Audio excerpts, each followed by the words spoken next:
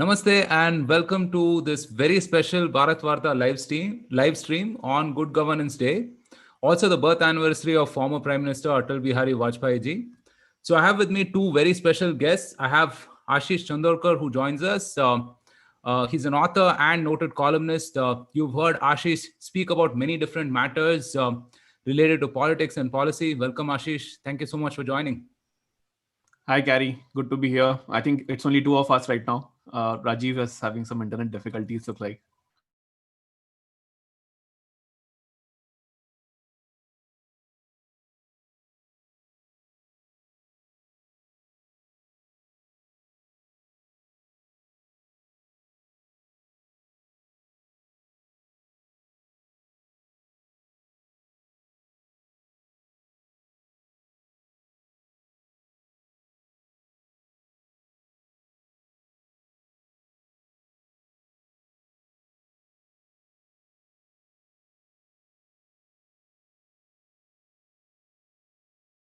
Tons to discuss.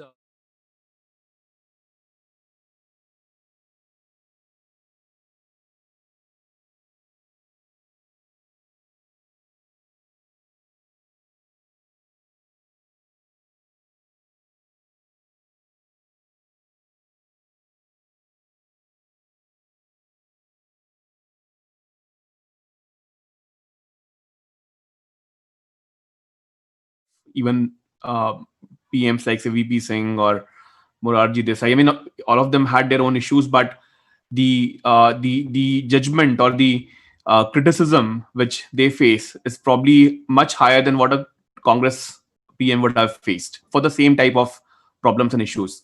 So to that extent, given that Vajpayee was the first non-Congress PM to complete a full term and actually serve, when he became PM thrice, but completed one full term. I think until now, until in the last few years, the evaluation of his legacy definitely was a little harsh. He did not get the credit, especially on the economic side, for what he really ushered in. The other thing is that what is not taught, what is not written about a lot, is that Vajpayee gave the political parties in India a context or a reference that he can actually, I mean, a non-Congress PM can actually survive a full term, right? I think that if you see the politics before that, 1977, there was a first non-Congress government, which lasted about 3 years, and there were several contradictions in the government. There were actually two PMs in that 3-year term. And then VP Singh government had an issue. It kind of fell very early on, after which the two United Front governments came in. Again, there were challenges with that. Chandrasekhar government had a 6-month run earlier. So all the non-Congress governments basically had a very short tenure. They were unstable, and the general perception in the politics was that no non-Congress party or a set of parties can really command a nationwide presence.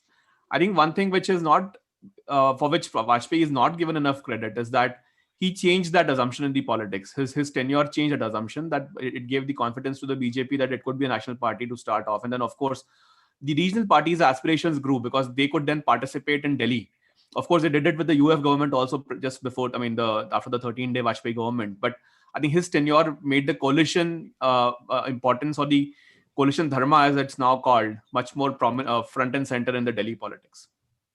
Right. Fantastic. Hey, Rajeev, thank you so much for joining. Again, thank you, Roshan. Sorry for the technical issues there.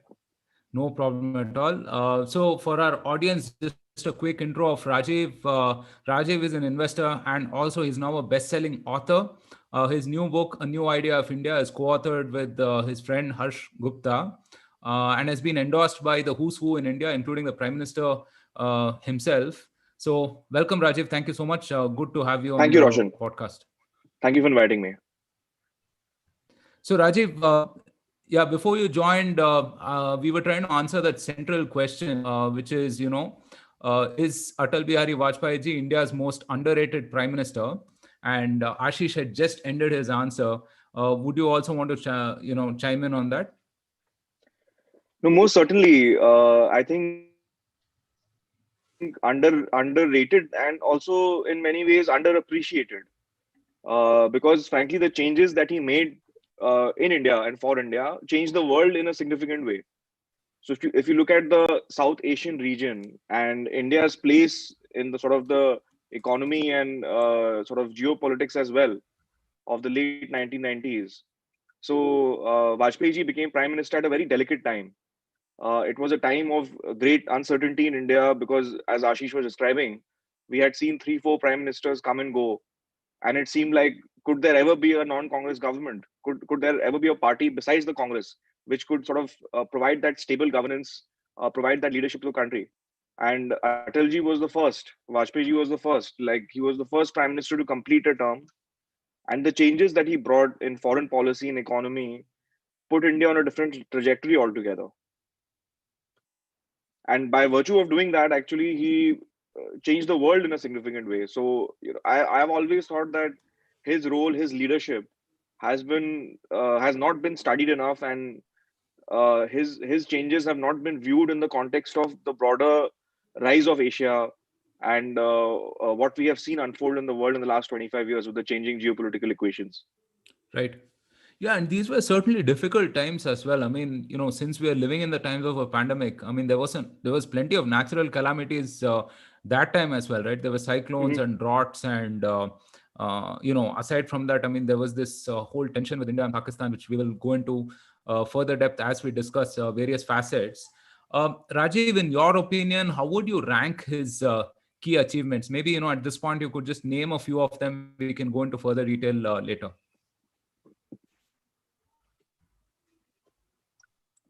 So, if I had to just summarize very succinctly, Roshan, I would say Vajpayee ji connected India in a physical sense and also in a kind of virtual sense. So, physical sense with the massive built out of infrastructure, all the roadways programs, expansion of those areas. The railways were doing very well under Nitish Kumar at that time, who was the rail minister. So the infrastructure works of that period, and obviously we all know about the telecom policy of 1999, which really laid the foundation for the unbelievable boom which came in the following 10, 15 years. And obviously now we all take it for granted that everyone in India has a phone, some of the cheapest call rates and data rates in the world. But it was not obvious 20 years ago. And the person and the government who changed that was the Vajpayee government. Right. Ashish, same question to you. Yeah, sure. See, the way I look at this is that the Vajpayee government took a very sectoral view of Indian improvement and Indian reforms. The Manmohan Singh reform, or the PVNR Manmohan Singh reforms were more scaffolding type in nature, in the sense that they had a broader view, more macro view. The Vajpayee reforms were around a very sector specific improvement. And taking on from what Rajeev was saying, let me name a few areas in which this government really took some very key steps. So civil aviation. Today we have private airports. Why? Because the Vajpayee government brought in the policy of um, the privatizing the airports, which of course later on picked up once the Manmohan Singh government came in. Divestment started around his time. He was the one who really, for the first time, thought about the whole divestment process and uh, sold off about 32 companies. If you look at power, electricity today, I mean, of course, we still are in a bit of a soup, and we just had a very good episode just preceding this episode on an Indian power sector. But the last 2 decades have been quite transformative, even if they've not been optimal. I mean, we still have a long way to go, but whatever has been done in the last 2 decades owes itself to the Electricity Act of 2000 to 2003, which the Vajpayee government brought in. He also changed the way India looked at its energy security. So, for example, the policy of acquiring overseas for oil fields. So that's what again was started, and that's another form of connection, which is where you use your economic interests to supplement your foreign policy interests. So the Sakhalin oil and gas field, which was acquired in those times, was the first one, and now of course all our companies are fairly active in the foreign markets, and something which we actually praise China for, right? Like that they control the natural resources market. India actually got into that race just like 15, 20 years ago. Uh, insurance, another form of financial connections, where the insurance reforms which came in, again, it completely revolutionized the industry. It created a new service sector in India. If you remember, the years between 2002 and 2010 were actually the boom for financial services, right? Practically, whole bunch of MBAs who graduated in India in those 7-8 years actually went into financial services because private banks were booming, private insurance companies were booming. So the financialization started around his time. GST, which today is live, it took like a good 20 years to go live from 1998 when it was first proposed, but it was again a Vajpayee era legacy. The first groundwork happened around his time. Rajeev talked about road network already, but both, I mean, Golden Quadrilateral as well as the Pradhan Mantri Gram Sadak Yojana part was his brainchild. Sarva Shiksha Abhiyan, which the iconic ad where the kids are holding Vajpayee's hand and they say school chale hum, right? So, or school chale hum is how he pronounced it, right? The ad became quite iconic in itself. Again, the whole question of getting education to the grassroots for villages to improve their educational access, etc. All of that again started with his government. So yeah, I mean, a whole bunch of things. There are some other things also, but the sectoral transformation, the piece by piece changing of how India progressed and developed. I think we owe it to pretty much that government.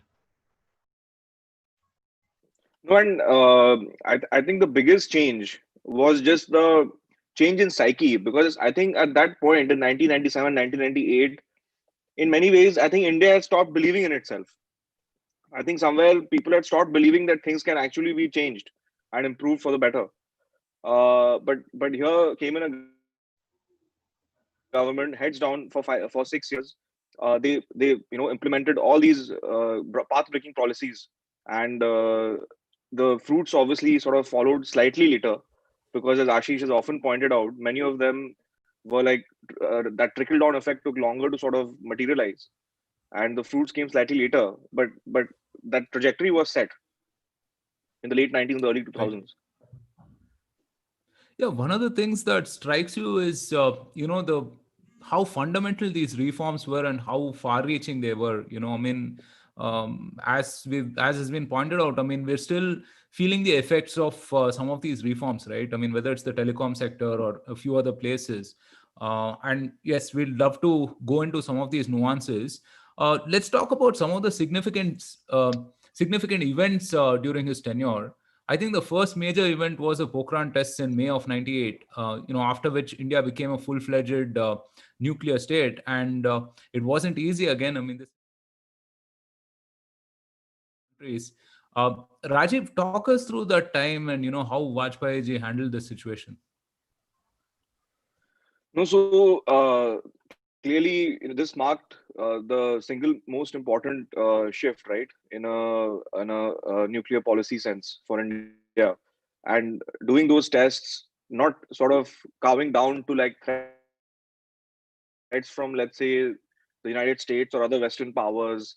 And we should remember at that time Indian economy did not have that heft, right? So today we are about a 3 trillion economy, $3 trillion GDP. Back then India was a much smaller country, and internally again that kind of psyche was there, that wait, what will this country say, what will that country say, and should we do it? The British might say something, the Europeans or the Americans might say something. And this government came in, they decided to do the test. And yes, other countries did sort of obviously push back against that, but obviously, I mean, they took the stand that this is good for India, and they stuck with it, and they made the case. There was obviously a very significant diplomatic fallout, and that is where the Prime Minister, along with his NSA, Brajesh Mishra, they went and they made the case for why India needs to have nuclear weapons. And India enunciated clearly the no first use policy and sort of presented itself as a responsible power in front of the world. And obviously, the sanctions came in at the beginning, but then very quickly the US turned around. The US sort of left that sort of stance against India. Bill Clinton, President Clinton, came and visited the country, and then I think even the seeds of the current sort of increasingly deepening US-India partnership, the strategic, not formally an alliance, but a strategic partnership that is there today. The seeds were really sown in the aftermath of Pokhran. Can you on mute? Yeah, I think first time in about 75 episodes I've been on mute. So yeah, that was an interesting development. I mean, this was also the time when India was being made to sign that CTBT treaty, right? And we held off against that. Yeah, so this was a pretty significant event that time, and No, and also Roshan, actually, immortalized on screen. yeah, and there were many internal Yeah, go ahead, dissensions, Rajeev. right? There were many internal dissensions in the Indian sort of. There was no political consensus actually on this, at least formally.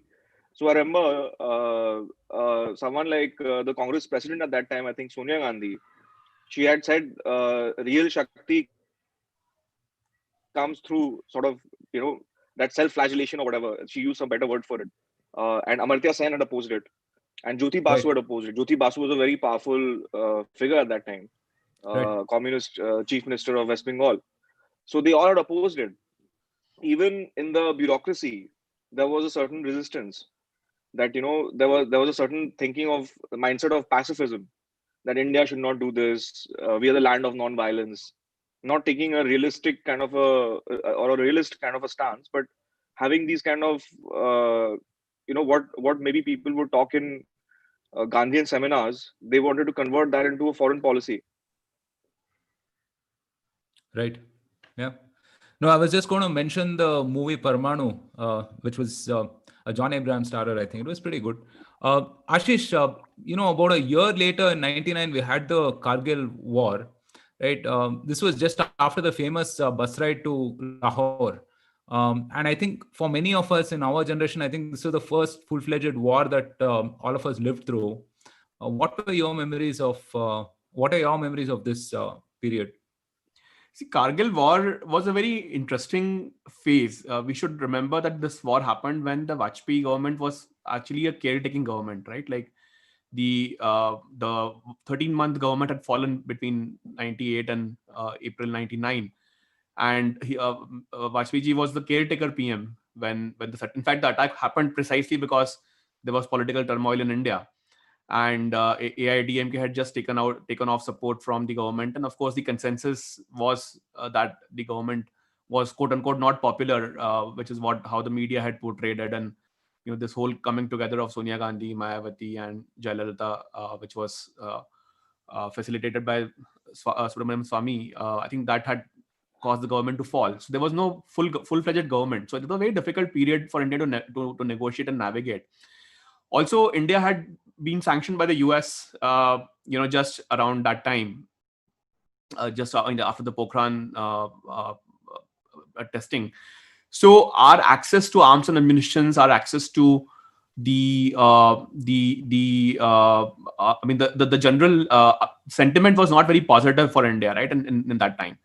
And despite that, of course, the war itself could have been a failure of intelligence, but that also because there was no permanent government. So I'm sure there must have been some issues in terms of coordination between the government and the military and so on. But once we got the hang of what was happening, our reaction was pretty strong and pretty forthright.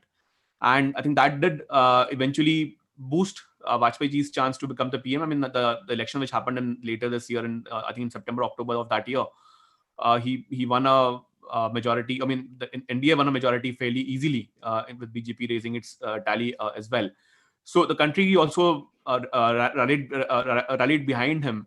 I think what it taught, in my view, that war really, I think, changed the way. One was, as Rajeev talked about, that there was a lot of self-flagellation in those times. While I think that changed with the war. People from my generation, people who were just kind of getting into the voting age or who had just got to the voting age a few years ago, I think they started thinking of India in different ways. There was much more confidence around the fact that we can actually win something against Pakistan, even if it was in a difficult condition, and we actually paid a very heavy price for it. In terms of our brave men and so on. But at least the result kind of vindicated some of that.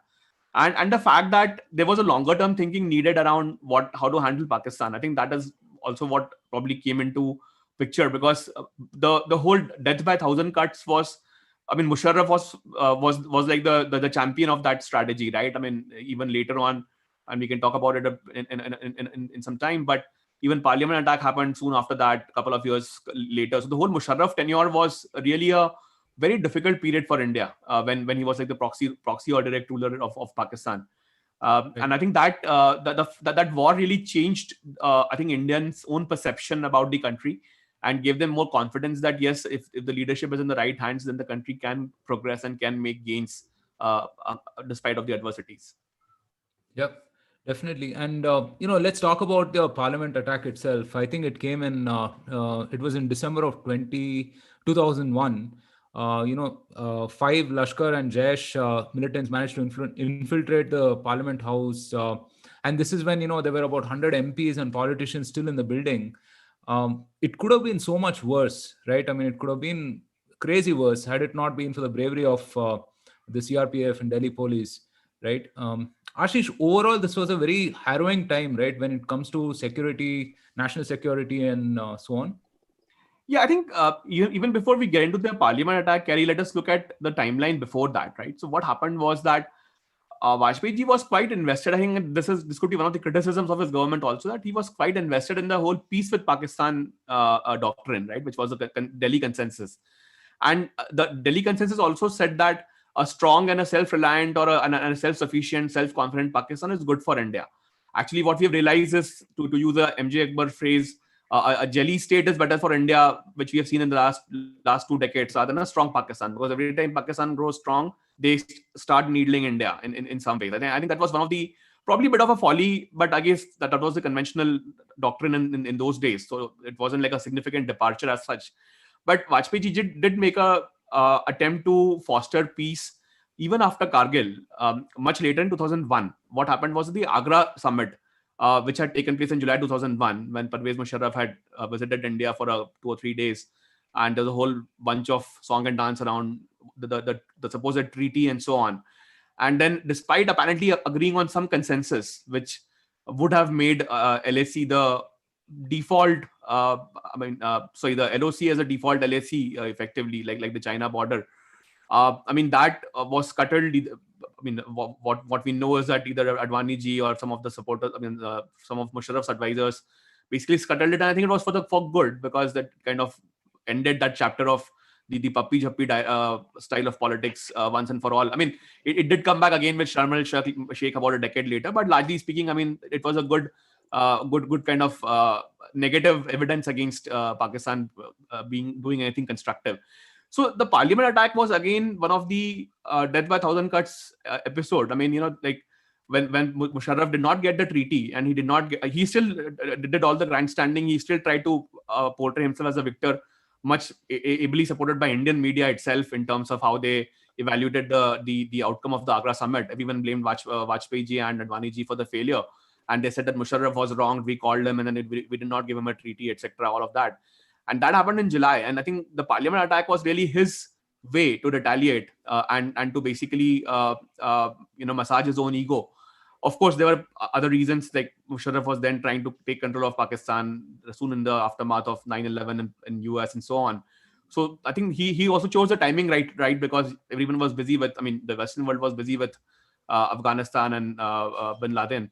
So, he basically chose the timing very well. And I think it's the credit of the security forces on the ground that day that the attack got foiled. And it could have been a terrible day for India. I had even not just the PM, but practically both the houses were in session, right? So even if a fraction of MPs were killed that day, it would have been a terrible day in Indian history. But I think credits to the security forces that we kind of prevented that. And I think that again was another evidence that Pakistan cannot really be trusted with its words. Yeah. No, I think if I remember correctly, it's the house was adjourned maybe an hour, couple of hours before that, and there were still about 100 odd people in the building. It could have very well developed into a hostage situation, and what we saw in 26/11, right? Basically, so it could have been a much worse situation, I would say. So let's shift our gaze to international relations. There was plenty that was happening on the global scene that time, right?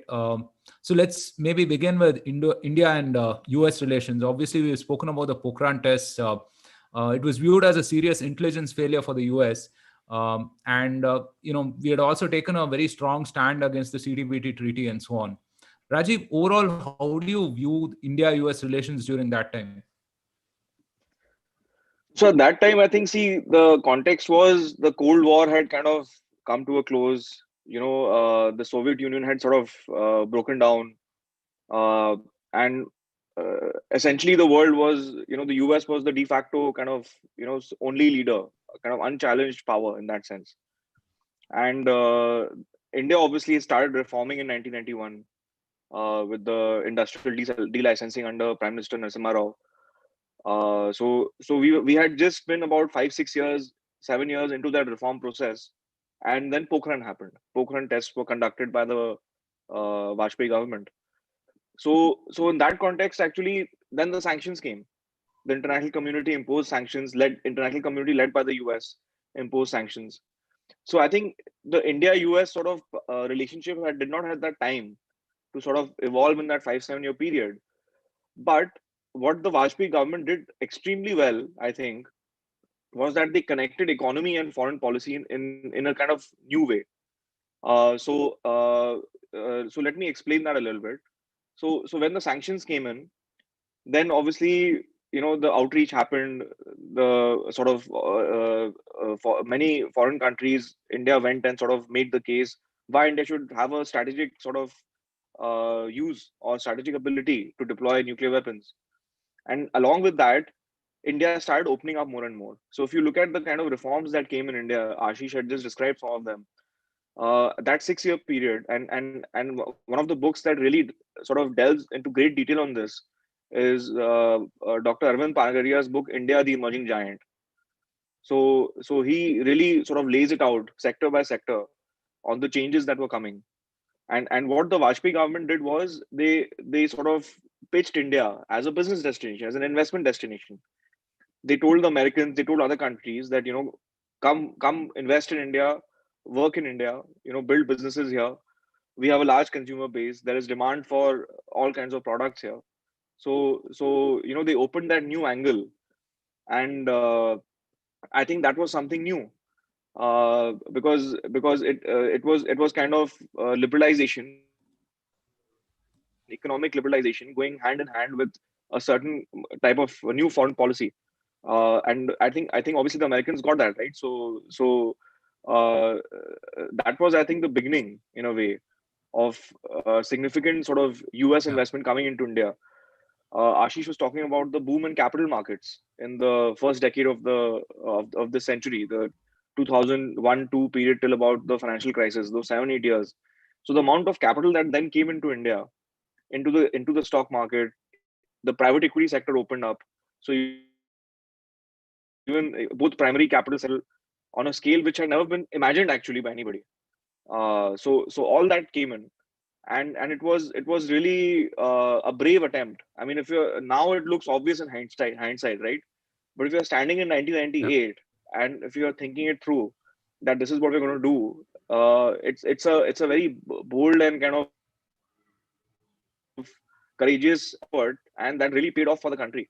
And obviously over 10 years, then even after Clinton came and went, the Bush government came and went, Obama came and went, India and US relations in particular have only gotten better with each sort of president. Right.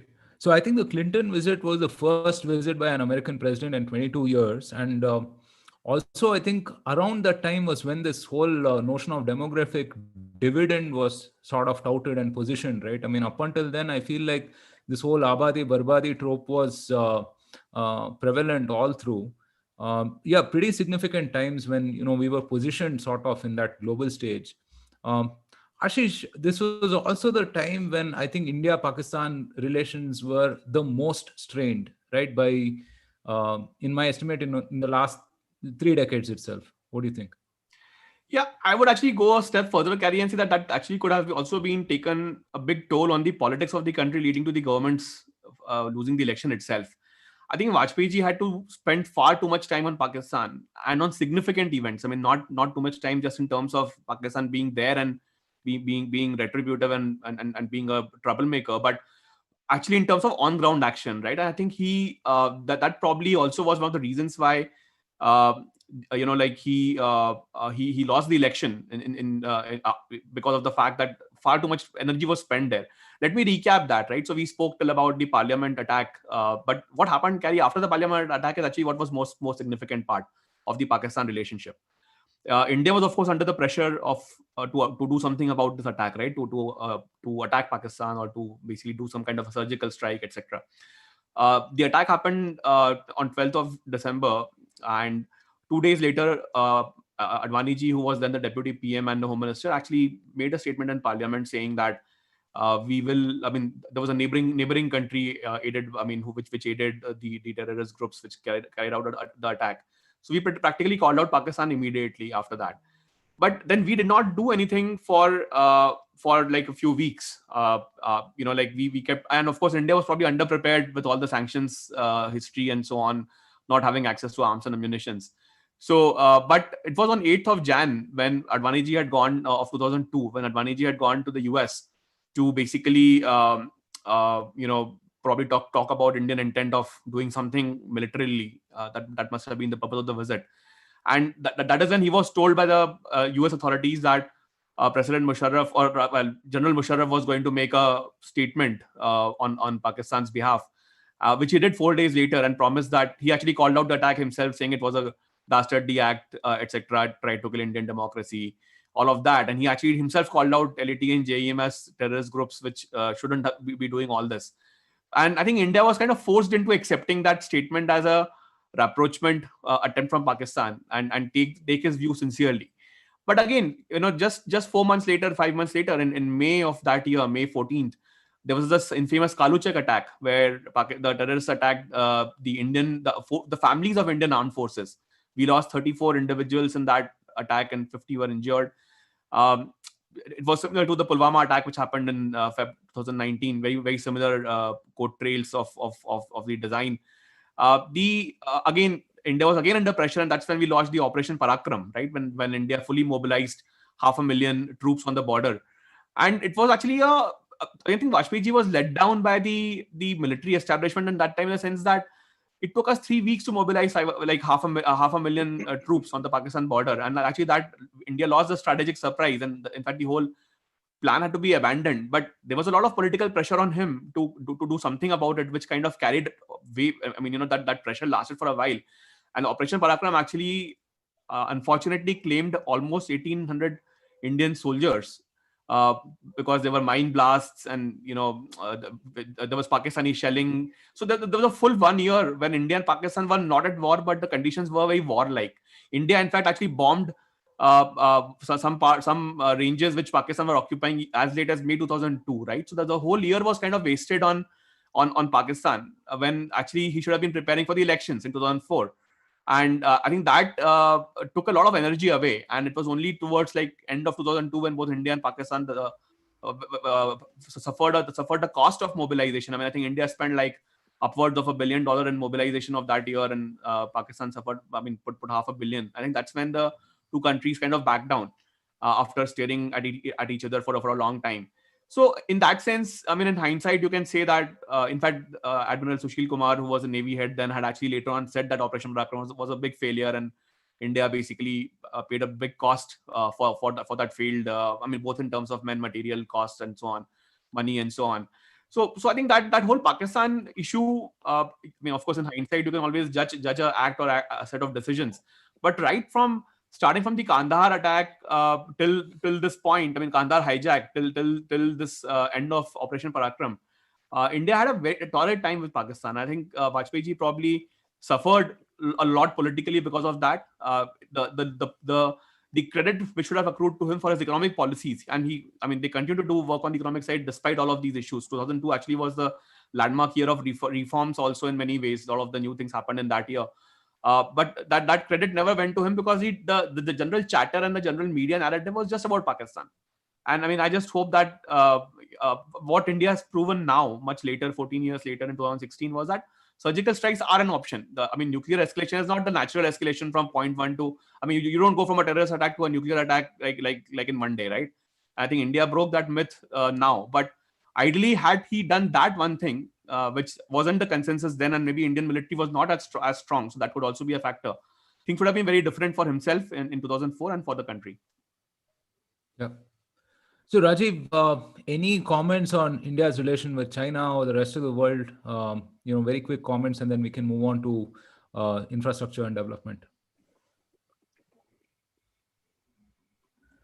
So, one of the most remarkable things I think about Vajpayee ji is that he was probably, in my opinion, the first prime minister who placed a lot of emphasis on economic growth explicitly. He talked about it frequently. He talked about the importance of even private enterprise. In fact, one of his, I think, a speech which he gave in 1998 to the annual session of the Confederation of Indian Industry, he made a very explicit appeal that all political parties please set aside your partisan considerations, and he said that this is the time where the country has to focus on just growth and growth. In so many words, he said that, and to that end, actually, if you look at his career arc, his life arc, he had seen how poor Southeast Asia was, how poor China was. He was a foreign minister in the mid 1970s, in the Janata Party government in 1977. So he had even seen how some of these Asian countries had made rapid progress in 20 years, like from the 70s, 80s to the 90s, and he could also see that India, has not really made that much progress compared to, let's say, what the ASEAN tigers did, or even China, which started reforming in the late 70s under Deng. And obviously, Japan obviously was the biggest story of that time in the 1980s. So he actually, in his economic policy, he sort of learned from the economic sort of results achieved by these countries, and I think tried to take India in that direction. So no, what was called the Look East policy. Now, obviously, the current government says Act East, but I think it was Atalji who had said initially that look East. Learn from the Asian neighbors, including countries like Singapore, including countries like China and Japan. China obviously was much smaller that time. It was not as sort of big an economy as it is today. But that economic aspect, I think he intuitively grasped that very well. That you cannot have any kind of international influence, you cannot have any kind of say in the world if your economy is in tatters. And India's economy was in tatters in the 1990s. Right. Fantastic point. All right, let's move on to infrastructure and development. Ashish, Vajpayee's tenure must rank as perhaps one of the most significant times for infrastructure development in India. You had things like the Golden Quadrilateral and the Pradhan Mantri Gramin Sadak Yojana, right? So, your comments on all of these developments during that time? Yeah, definitely. I think India, for the first time during the Vajpayee government tenure, understood that you needed a hard infrastructure development or hard infrastructure advantage to really grow the rest of the economy. I remember having this discussion on a previous podcast, which was hosted by Kushal, where Harsh, Rajeev, and I had participated, and we had discussed that how in the US, if you see your policies around freedom, economic freedom, less government, etc., all of that happened much after let's say that whole New Deal, expenditure on infrastructure and so on, right? I mean, US first made expressways and connectivity, etc., all of that. I mean, airports and all of that, and then started talking about free economy and so on. India actually, we never had any hard infrastructure. We never really focused on it. In fact, if you remember, like the Maharashtra government of 1995 to 1999 was perhaps the first government, then Shiv Sena BJP government, which really focused on the whole concept of road building and so on, right? And and a good thing was that Nitin Gadkari, who was then the state minister, he was the cabinet minister in Maharashtra state, then became that model kind of got taken over by the Vajpayee government also, in terms of road connectivity and so on. Then BC Khanduri, who was then the minister in Vajpayee government, really focused a lot on building highways and of course launching the Pradhan Mantri Gram Sadak Yojana. So I think one issue which India has had, let's say via the US or other countries, is that we have spoken far too much about the government being less interventionist without having the infrastructure, the hard infrastructure to really make it happen. Government, it's okay for government to not intervene, but then how will people talk to each other? How will they communicate? How will the markets get made? How will demand and supply match each other, right? I think all of those economic questions we answer in theory without having realized that we never had the enabling aspects of it. I think Vajpayee government really changed that, and the good thing is it continued thereafter. I mean, I think for the next 20 years we've had several marquee projects which have gone live, and I think the governments can no longer ignore the fact that you need at the minimum like the road connectivity and the data, the electronic connectivity. I think that's the legacy of the Vajpayee era. Rajeev, any comments from you? No, yeah, I mean, on infrastructure, like I said initially, Roshan, connecting India. So, today, obviously, I think people take that for granted. That obviously we can drive there, and there is a flight and there is a alternative available for transport. But there was a time when these things were much more complicated. You couldn't just like drive down from, let's say, Bombay to Goa if you felt like it that easily. It was more difficult, and I mean maybe even other kinds of sort of roadways were not there.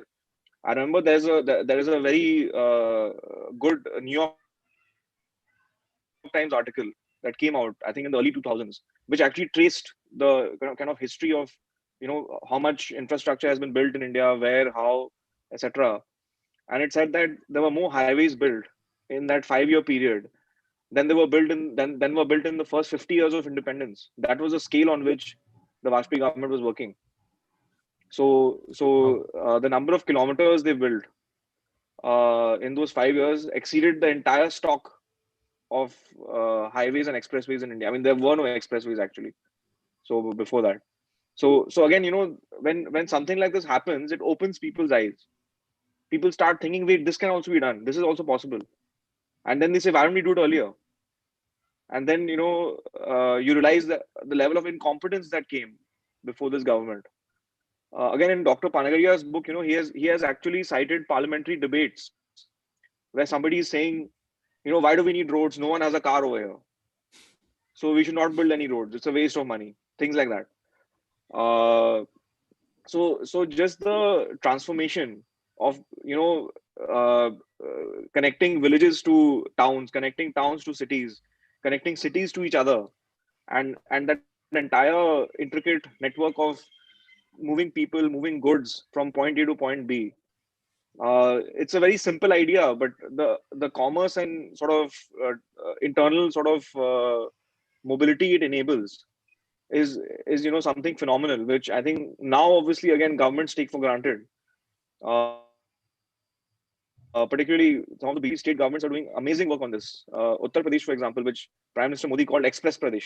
He said Uttar Pradesh should be called Express Pradesh because of the scale on which they are developing infrastructure. So now people obviously take it for granted, and even Congress governments might be doing it.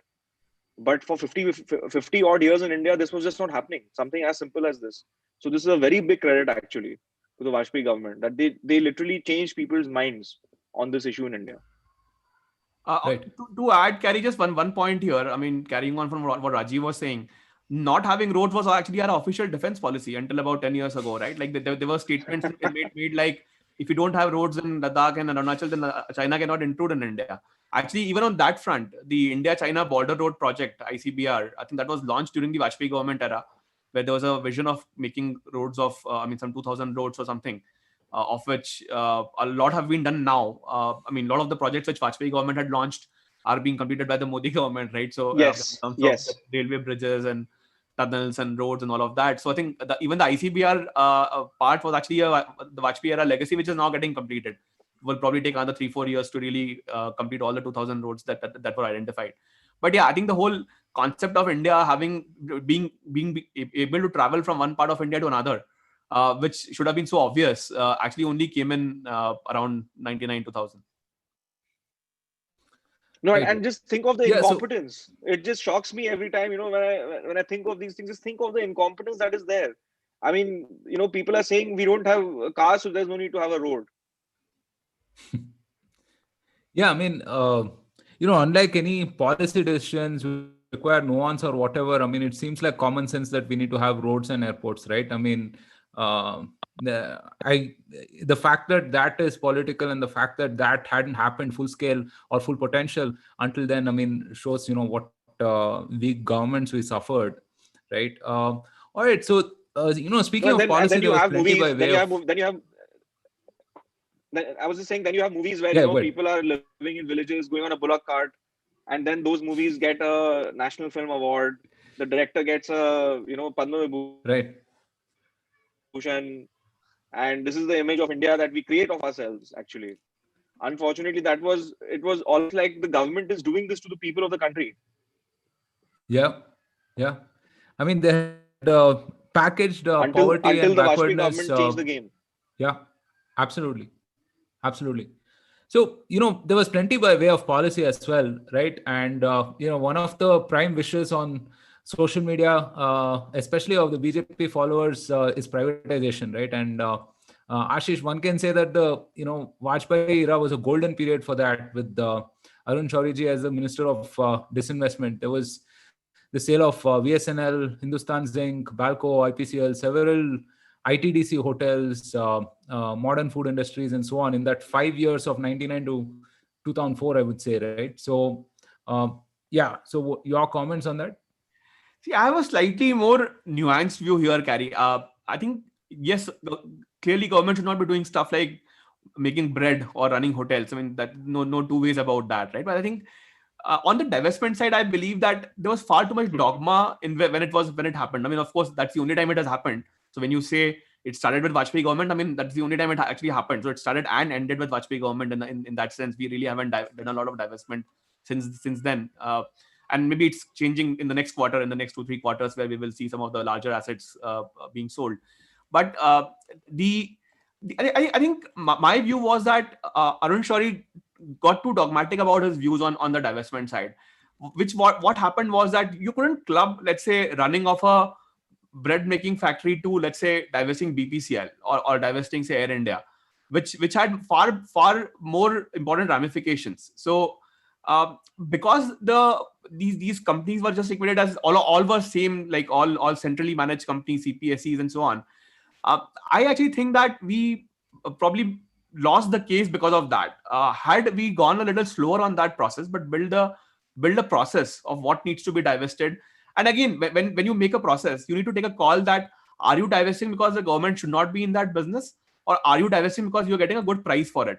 I think the two questions got intermingled in that time, right? So, for example, in the hurry to divest and to kind of do the signaling, we actually sold some assets, including even the hotels. I mean, look at the Centaur Hotel in Mumbai. It kind of caused a lot of grief when government sold it at some price, and it was sold 6 months later at about 30% extra price to another buyer, right? So I think clearly government left some money on the table because of the dogma there. If the question was that we shouldn't be doing it at all, that's a different policy. But I think that was not very clearly articulated. And what happened because of that was that then the government machinery started working on other areas like BPCL around that time, or HPCL also was being talked about in the same vein as say a modern bread or let's say a Centaur Hotel, which I think was kind of stalled the process forever. So I think a Vajpayee government would have created a much better legacy of institutional divestment. But because they came from the point of view of the thought process that government, we are doing it because government shouldn't be owning these assets, rather than saying that government should actually own a few select assets and can only look at divestment when there is like really the right value available. I think that distinction was not made, and I think that is the reason why the program. Of course, I mean the UPA government never wanted to do divestment. That's a different thing. It was not as part of their program, and given that communists were practically part of the first UPA government, when clearly that was going nowhere. One of the first orders of business actually in the UPA one was actually converting the Ministry of Disinvestment into the Department of Disinvestment. Correct. It was downgraded. Yep. Right. So Rajeev, you have any comments on this? No, I think the push they gave Roshan was, I think it was again very, very courageous, because it was against the grain in India, completely against the grain. I mean, it is something where a few people in government knew this is the right thing to do for the country, and they did it against the media opinion, against like all kinds of public opinion.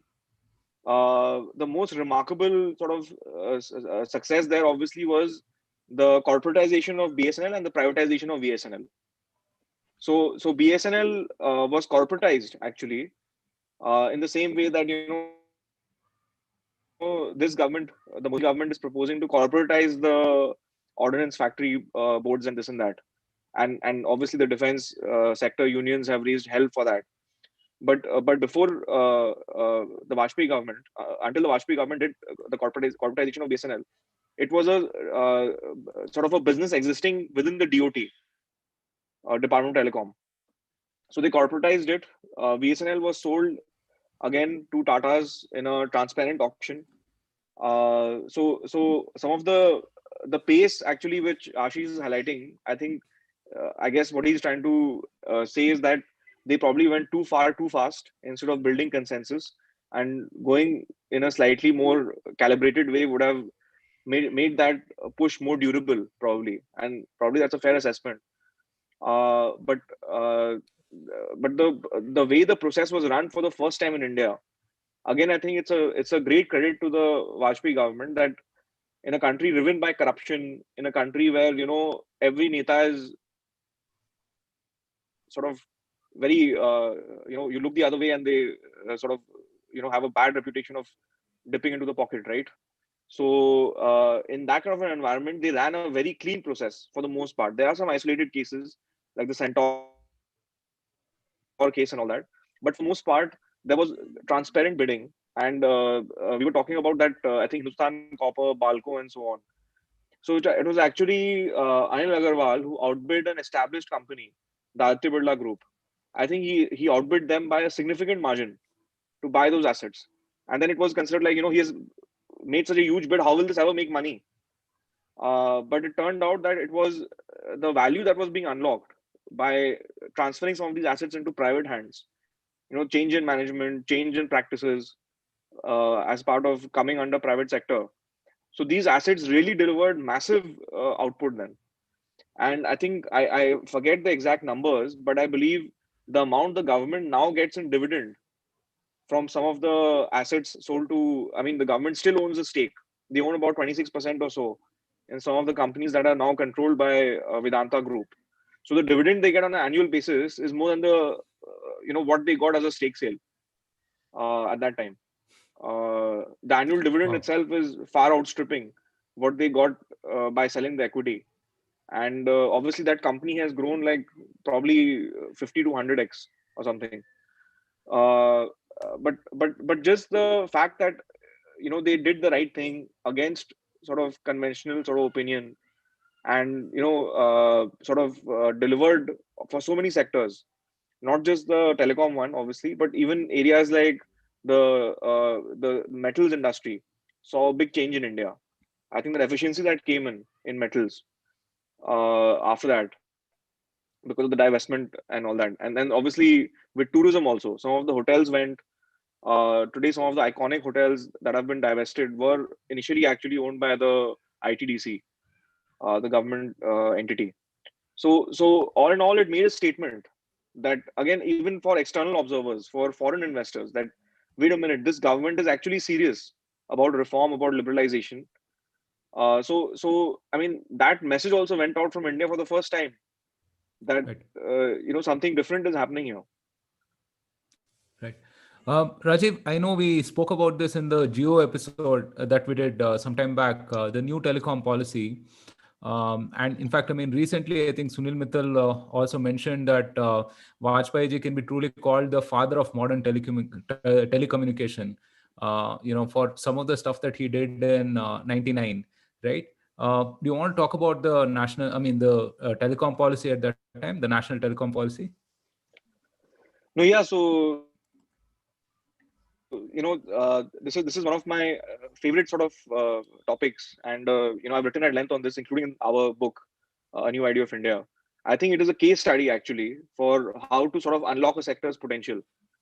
So what the if I had to really say it in a few sentences, what the Vajpayee government did was unbundling. So what was happening was, at that time in the mid 1990s, the ministry, the nodal sort of department, was both the dispute settlement body. It was also providing the service. It was actually running a telecom business inside the ministry as part of the department activities. And it was also making the policy for the sector. So imagine the layers of the conflicts of interest over here.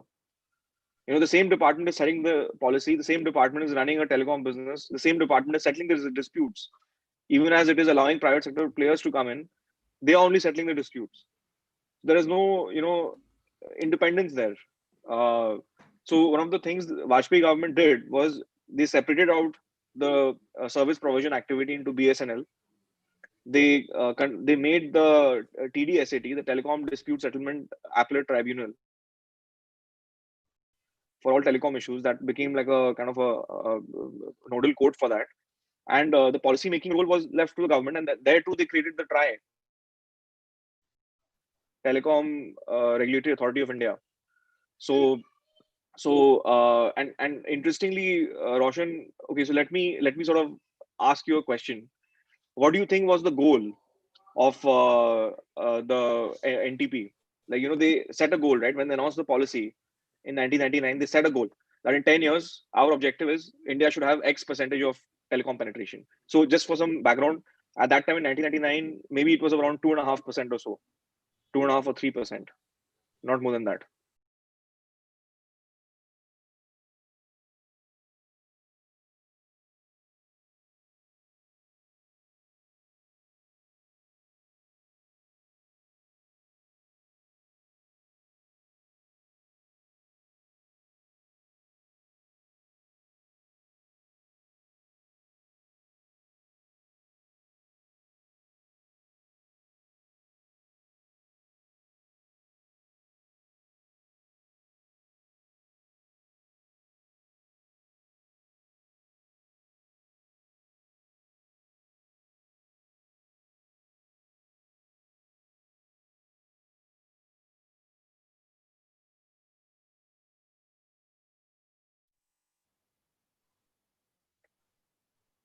Yeah, sorry, I think there was a power disruption at our end. Rajeev, sorry, you were talking about the telecom policy.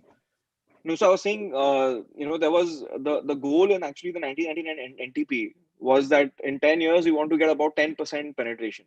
So basically, they were looking at a kind of a tripling or quadrupling in 10 years. And obviously, by 2010, I think the results had far exceeded the relatively modest expectations in hindsight. And probably half of India had phones by 2010. And obviously, 10 more years later, the entire country has not just voice connectivity, but even internet connectivity. So we have a very affordable internet service. Telecom service, and we are closing in on first world standards on that front. So this was enabled actually by the telecom policy, which basically said we will share revenue with private players. So the government said, let BSNL and MTNL take a step back and let the private sector drive this industry. And the government will sort of take a share of the revenue that is generated. And obviously, these will be industries which will create jobs, which will pay taxes and so on. So net, it was actually, it was a very large industry created from scratch. And as many industry leaders have acknowledged it, like you mentioned, Sunil Mittal, Roshan, even Sanjeev Agha, who was the former the former managing director of Vodafone Idea. What is Vodafone Idea today? He had said that the 1999 NTP was a watershed event in the industry because it was a clean break from what the government had been doing. And frankly, when the policy was announced, the media had, as usual, completely panned it.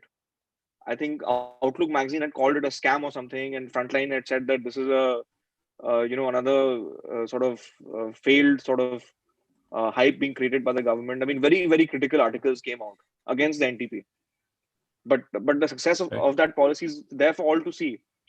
So it was just about letting the private sector drive the train, take the lead, and sort of government taking a step back, which again no one had thought should be done or could be done until the Vajpayee government sort of did so. And on a lighter note, even Bharat Varta is a telecom policy output, right, or outcome, right, this year. So had 4G not become cheaper in India, we wouldn't be having this discussion. So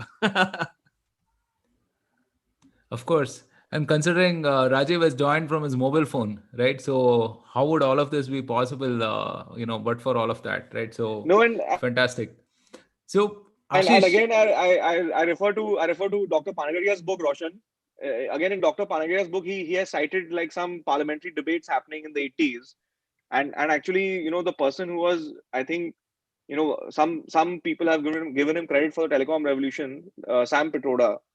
He had actually tried to stall the sort of evolution of wireless connectivity in India in the 1980s, as Dr. Arvind Panagaria said in his book, India, the Emerging Giant. And again, he cites over there, the kind of discussions that are happening in the 1980s. Oh, why will people want to talk in India? Who wants to talk on a phone? Literally, MPs, ministers are thinking on these lines. right? Yeah, fascinating how things are actually. Uh, so Ashish, education was again a major sphere of reform, right? You had the Sarva Shiksha Abhiyan, as you had alluded to earlier. Do you want to elaborate a little more on that? yeah, I think the whole Sarva Shiksha Abhiyan was a very crucial social program. Again, probably in few years' time, we will talk about it more fondly. But I think the whole concept of the human development indices focus came with that program in India. Of course, there were some other offshoots. I mean, sorry, the other predecessors of this program, like in states in Tamil Nadu, for example, there used to be like a midday meal driven program in the MGR times. Even in 93, 94, the PVNR government had done some work on some kind of a universalization of education. But this whole national push came for the first time with the Vajpayee government with this SSA program. And it was also launched in a very modern way. I mean, I talked about this School Chale Hum song, etc., aired on TV. TV, by the way, then was exploding, right? Like if you see 96, 97 is when the private channel, the private news Private channel, channels came in. Yeah. yeah. So I think the government really, leveraged that very well in terms of passing on the message of universalization of education, and the fact that the PM was doing it himself, like he was in those days. I mean, PMs were not as accessible on TV or social media as which we have now, right? So it was not thinkable that the PM will do an ad for a for a government program as such, right? So I mean, the fact that he put his personal equity behind it made a lot of difference. And of course, that is what kicked off the whole process of universalization of enrollment and then the tracking of data. Today, when we talk about the tracking of the MMR, IMR, school enrollment, school dropouts, midday meal efficiency, all of that, again, you can trace back the origins of that to this program. And the even the RTE, which was brought in by UPA, which was kind of the where UPA worked on the concept of rights rather than the duties of the government. But I mean, even that was essentially an offshoot of the Sarva Shiksha Abhiyan itself, because in the last 10 years that the program was active before RTE came in, the plumbing for the education had already been done in most states, right? So UPA government could then go a step further and say, let the education be a fundamental right for the children rather than just a service which is being provided by the government. So I think quite creditable, because this whole concept of investing in human capital, and again, this is where there's always this classic debate of capitalism versus socialism. I think both the BJP governments, both NDA 1 and now NDA 2 with the Modi government, I think they have taken the view that human capital is a form of investment, and capital itself, capital as an economic resource itself, right? So while you can talk about these policies like education or roads or water or sanitation, etc., as socialist, but the fact is that actually leads to a complete overhaul or complete transformation of the quality of human capital in the country, which then becomes a much more productive economic asset. I mean, where the productivity itself goes up significantly. And as we know, productivity improvement is the holy grail of the GDP growth beyond your the usual government interventions. So I think in that sense, I think Vajpayee government was the first one to really recognize that having human capital as an economic construct is what India should focus on. And I think that has taken leaps and bounds. I mean, many leaps since then in the last, let's say, 20-25 years. Yeah, that's a very important nuance that you mentioned, Ashish. And I think I see that as a common trait between the current Modi government and Vajpayeeji's government as well. which is not really getting into this left-right dichotomies and rather, looking at education, healthcare, so on, infrastructure as investments that can actually spur productivity and growth, right? Yeah. So Rajiv, we have plenty of political questions, the usual questions on the 2004 laws, so on and so forth coming forth, right? So please keep the comments and suggestions coming. We'll take them we'll take them shortly when we discuss that aspect of Vajpayee ji. But Rajiv, one question on the capital markets and this whole financialization that we spoke about, we touched upon briefly earlier, right? Do you want to talk about that briefly before we move on to the political side of things? No, for sure. So if you rewind back 25 years to the 1990s, so I think if I remember correctly, SEBI was formed in the aftermath of the Harshad Mehta scam that happened. So this is, imagine there's no securities regulator in the country till about 1993 or 1994, if I'm remembering the date correctly. And frankly, stock market and all this, they were considered to be, just giant casinos, where people are doing all kinds of Satar market. shady stuff, which I mean, it is not even a respectable profession. Like today, someone says I'm an investor or I'm doing equities trading, that people think that yes, this is a serious job. But 25 years ago, if you're doing trading, what are you doing? Is that really a job? Why don't you start a business or set up some industry? That was the kind of thinking back then, probably for good reasons, because the way exchanges were being run in India. So there was I think every region had an exchange. It sounds absurd now, but there was a Delhi Stock Exchange, there was a Madras Stock Exchange, there was I think even Kanpur Stock Exchange. Like smaller towns and cities also had Indore stock as well. exchanges. Indore had an Indore exchange. Stock Exchange. And there was the biggest one for Bombay Stock Exchange and Calcutta Stock Exchange. And NSE was only formed I think in 1996, if I remember correctly again. And it was there was the idea of buying shares in a company or holding a sort of equity position. This was all very sort of a very small, maybe select group of people in places like Bombay understood actually that this is actually serious stuff, and you're buying a piece of a business, and the business can compound and it can create wealth. For the most part, it was a wild west.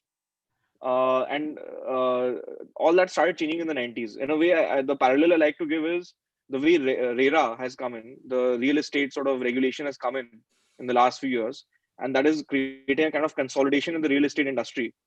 In the same way, in the 1990s, a certain consolidation and formalization of capital markets had started, and that gave rise to what we today call the financial services industry. There are large brokers, the likes of Edelweiss didn't exist, right? Edelweiss is very much a Yeah. creature of that reform process. Motilal Oswal, all these large firms, they all came up in that period.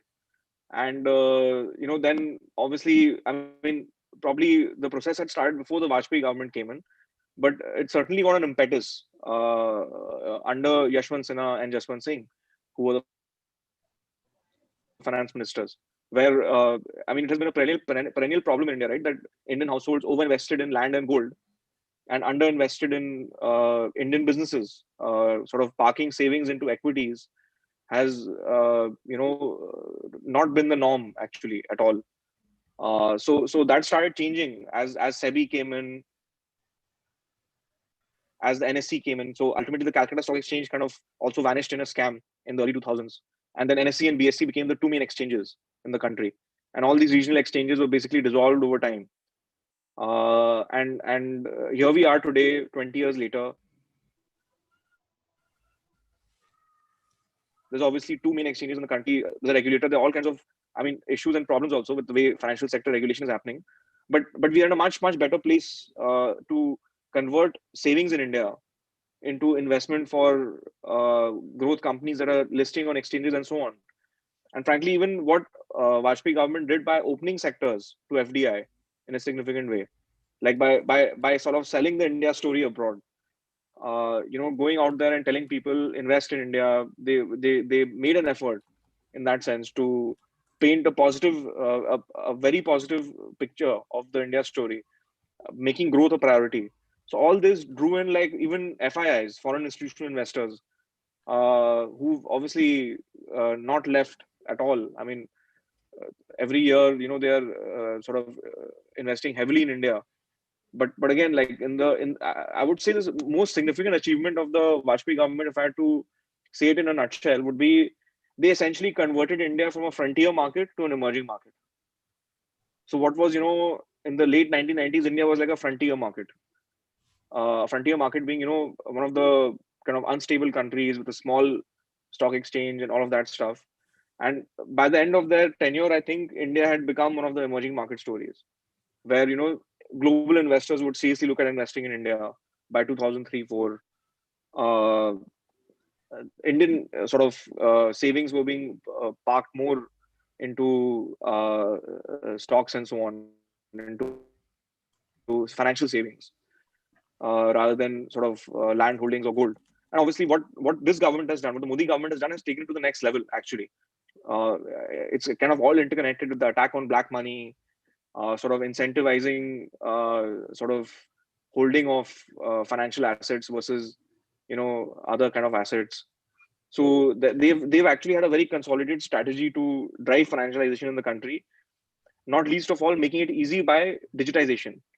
So today, obviously, with widespread mobile sort of connectivity, cheap data, everyone having phones in their pockets, people are trading on their phones, people are moving money around through UPI.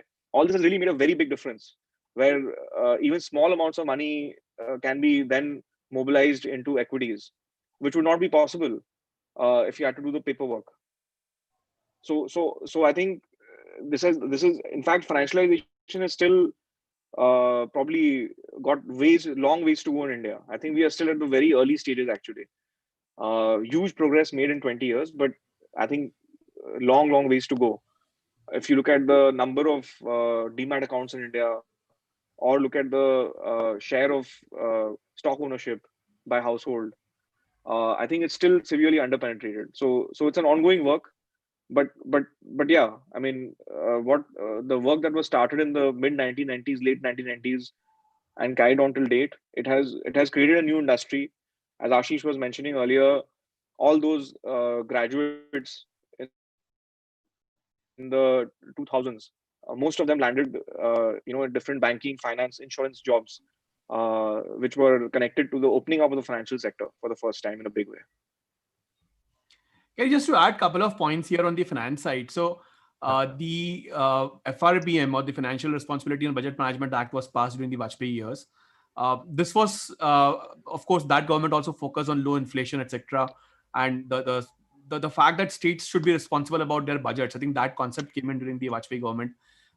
We have had debates on how it should run since then, but I think the concept that India as a country should be fiscally responsible, I think that was another change of stance and change of, let's say, the popular economic folklore in the country happened in that time. Secondly, the introduction of national pension system. India was spending a lot of money on pensions too. But the whole NPS came in around that time, which again has now, I mean, after say 15, 20 years, is now really realizing its full potential about people trying to define their benefits, defining contributions rather than defining their benefits. So I think the whole, the putting the onus of your own retirement on yourself rather than the government doing it.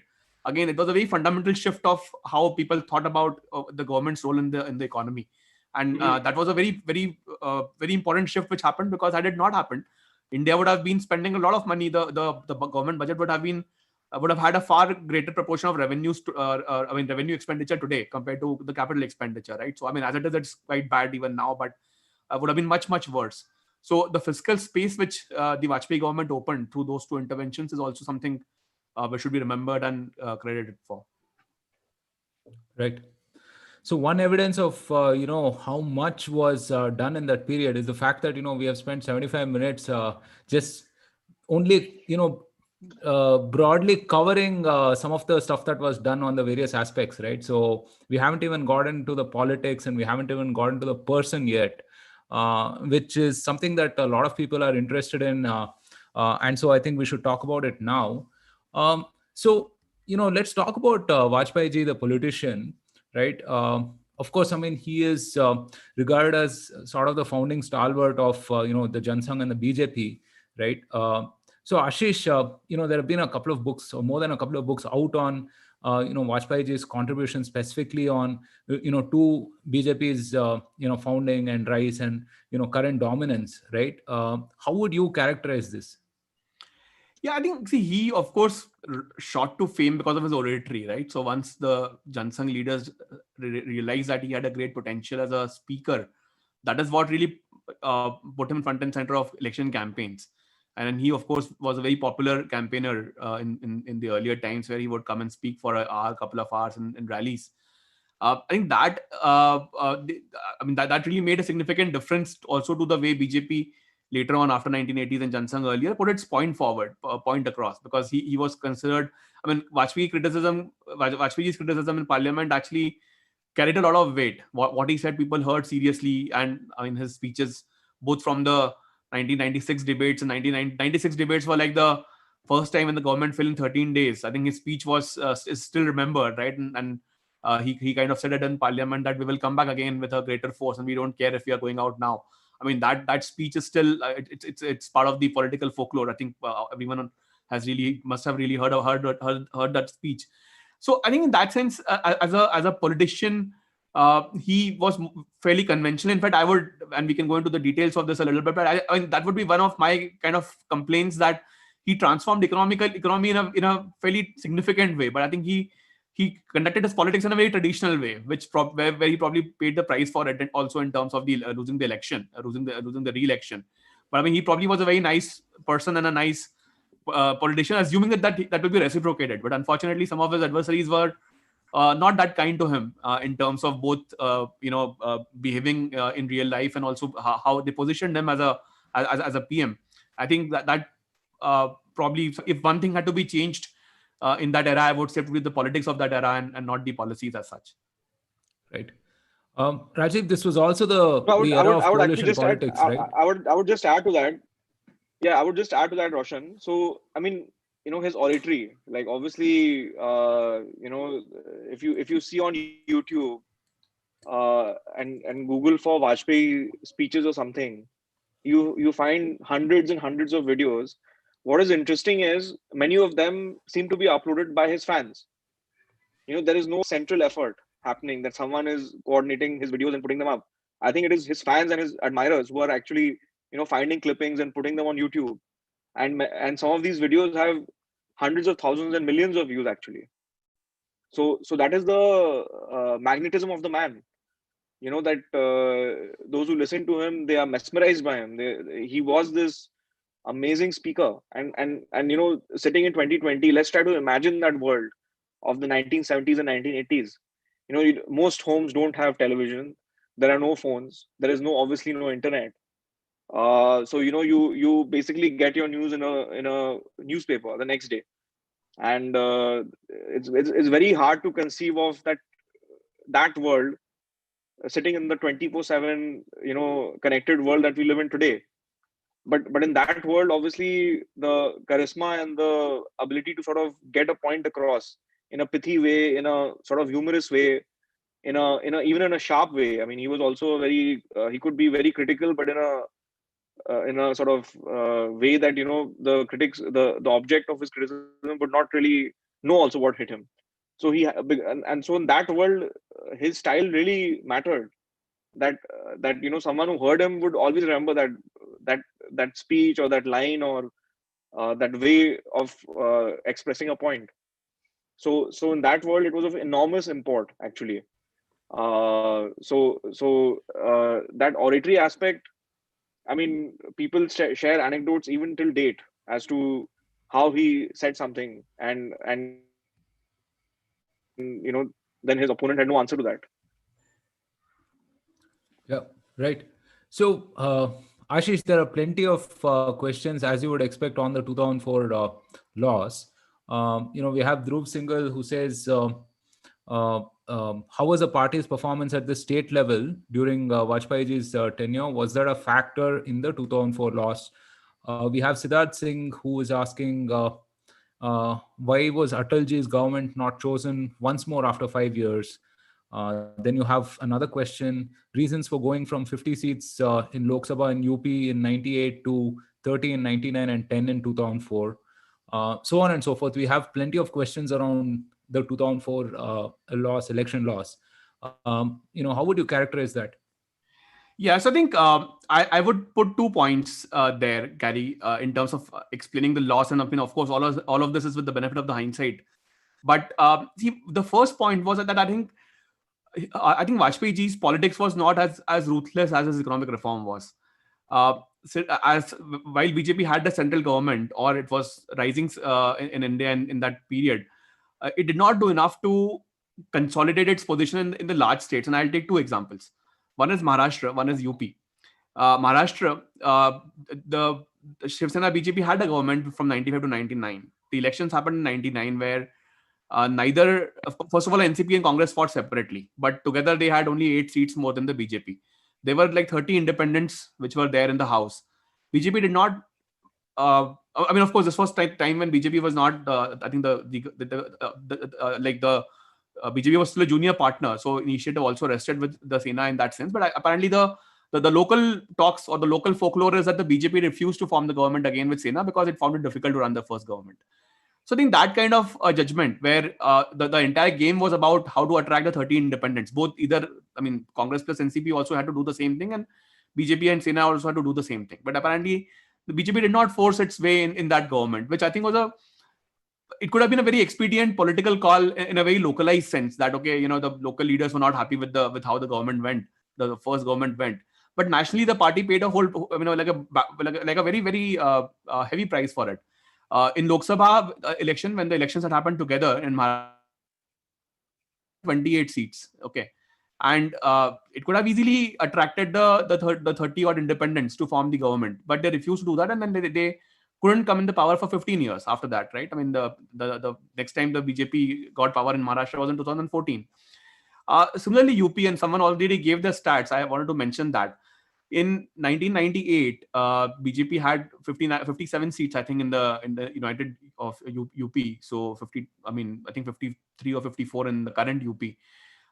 Then that fell to 29 in 99, again in the combined UP, and just 10 seats in 2004. So the way BJP handled Kalyan Singh was really, I think, a bad political call during those times. Kalyan Singh actually stayed out of BJP for almost the entire duration of Vajpayee government. I mean, he was out of party between 99 to 2004. So the fact that I think the party saw the whole the whole political scenario in a very ideological and idealistic sense. I mean, Kalyan Singh was a rough leader. The fact is that his government was dismissed because of the Babri Masjid incident, etc. And he never shied away from taking the quote unquote the claim for it, right? I mean, he has been very clear in his interviews that he didn't want to follow what the PVNR government was telling him, or what the Home Ministry was telling him around that time, because he wanted that Kar Puja to happen, and basically, I mean, he didn't feel bad about the demolition.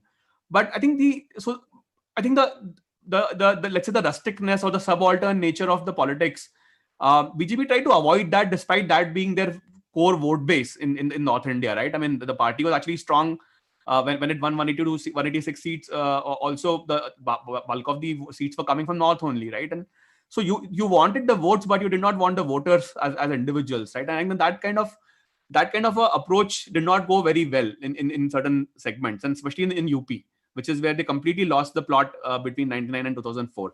Also, the alliance with Mayawati fell away, there was an alliance forged with her, which fell away. They put a very lightweight candidate as CM for a year, again apparently on the behest of the top two, Vajpayee ji and Advani ji. So I think some of the decisions politically were, I think they were trying to cater to the commentariat lobby, and not to the not to the voters as such, right? And even if they didn't look and feel nice, even if they were not pretty in the conventional sense of how media evaluates politics in India, I think that BJP paid a price for that, definitely, partly in 2004. There were tactical mistakes also around alliances in AP and Tamil Nadu and so on. So I think that also was a challenge in that election. The second part is, I think that maybe Vajpayee ji, and again, this is a hypothesis, that maybe he viewed politics just like economics as a trickle down system of people evaluating performance, right? So in economics, it's possible that you do something at the top, and 5 years later, the bottom part of the value chain improves because of the improvements through the value chain. But politics is more here and now. Politics is more immediate in nature.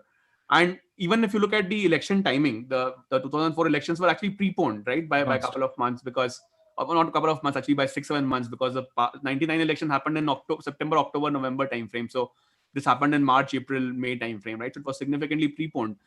And the reason was that because they thought that they have done so much work economically, India is shining and we should take the advantage of that. But actually what happened was that even the 8% GDP growth which India hit in the Jan, Feb, March quarter of 2004, the print came only in May after the government went away, right? So no one knew that India had hit 8% GDP mark while the election campaign was going on.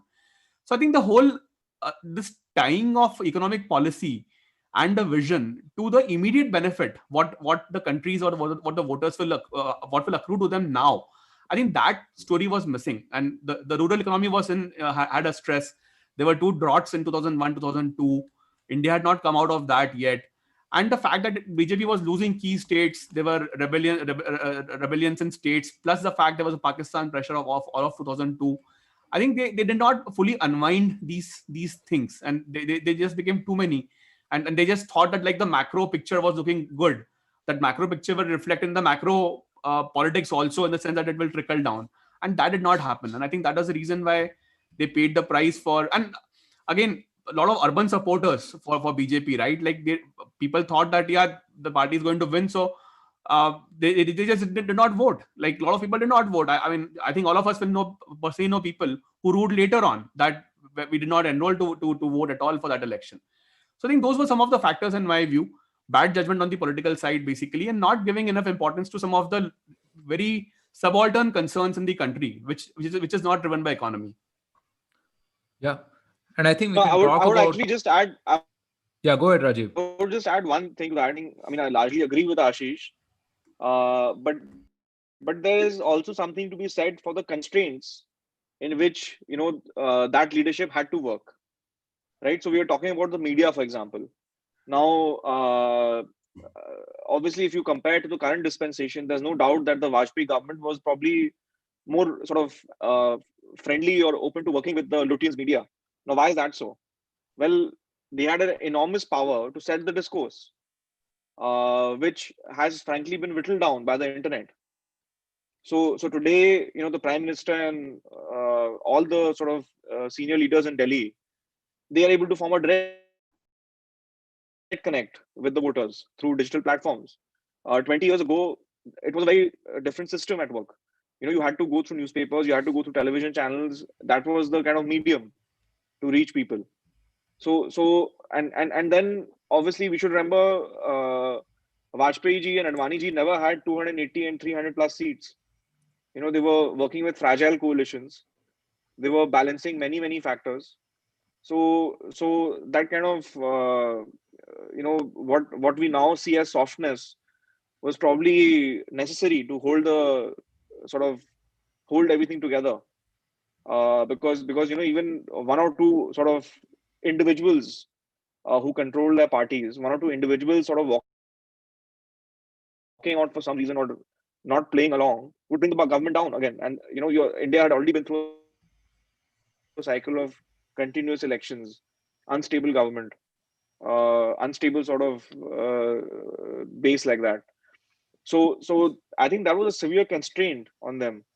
And I think we should just look at that slightly more empathetically. I often find that, in 2020, we sort of look at it and say, oh, but they could have done this, they could have done that. But I think the set of constraints they were working under were far more different. Sure. Far more severe. Yeah, I think we have a bunch of questions, on comparisons as well with other leaders and so on. So we'll take them in a bit. Rajeev, one of the things that Vajpayee ji did also was, mentor a lot of the relatively younger crop of leaders, right? Whether it's Jaitley ji or Sushma Swaraj ji or even Gadkari ji and ultimately Modi ji as well, right? So, your comments on that specifically. No, I mean, obviously, many of the senior most leaders today, even the defense minister Rajnath Singh ji, he too was sort of the among the younger guns of that period, right? So no doubt, I mean, they created a sort of strong stable of next generation leadership, which is what carried the BJP through the kind of difficult years in the wilderness during the UPA era. uh, uh, Putting in place sort of dynamic young chief ministers, giving sort of space to individuals like Jaitley, Rajnath Singh, and other sort of senior individuals who are now senior individuals or seen as the key forces behind this Modi government.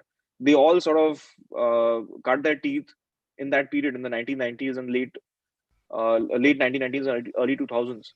So there is something to be said. I mean, obviously, it was a remarkable sort of move again in Indian context, because even today we have family-oriented parties, and even then we had family-oriented parties. So finding talent, grooming that talent, giving people a chance. I think it was a very unique thing which BJP has always done. Right. So, all right, let's get down to the comparisons now. Obviously, we have a bunch of questions, from the audience comparing Vajpayee ji with Modi ji, right? So, Ashish, you have a couple of questions. Did the party expand in states and new regions as it has done under PM Modi's tenure? I think you've touched upon that earlier. Then we have someone called Mendax who says, do you think the pace of pushing India forward was faster during ABV's time or now with Mr. Modi? Quick comments on these two. Let me talk on the first one on the party expansion. So I think no, the party did not expand that strongly in during the NDA one time. And I think I still think that was the only broad mistake which the party made, that it kind of tried to focus too much on the strong areas while trying to work via alliances. I think the difference in the Modi Shah world is that even if there are alliances, they will still want to push their party agenda, even in the states which are being governed by allies, right? So even the allies are on allies also kind of stay on toes for most part. So I think that was a difference. Maybe again, as Rajeev said, the constraints and the situations were different. Maybe they thought that India could genuinely work like a federal polity where the parties come together for a larger cause and remove the narrow differences aside, and the concept of CMP can work. I mean, common minimum program for the first time was applied. I mean, of course, it was used in the UDF government also earlier, but of course, it was more broadly applied during the Vajpayee government. So I think that kind of that construct was probably more appealing to them in given the situations. But I think that took away the focus on politics in my view. That is one part. On the second one, the speed of decision between then and now, again the problems are different. If you look at the pyramid of, let's say, if you envisage the economy like a pyramid, right? The Manmohan Singh PVNR regime in 1991 touched the apex part of pyramid, which is to look at the macro picture, right? If you look at the Vajpayee years as Vajpayee government years, they took the middle part of the pyramid and took a sector by sector view of reform. So they if they had 20 things to look at, they chose, okay, what 15 things to attack, and they attacked those things for reform.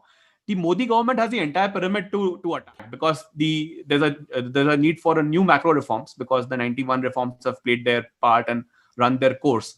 The sectors are changing because the sectors have changed, have significantly evolved actually between in the last 20 years. What was important then may not be important today.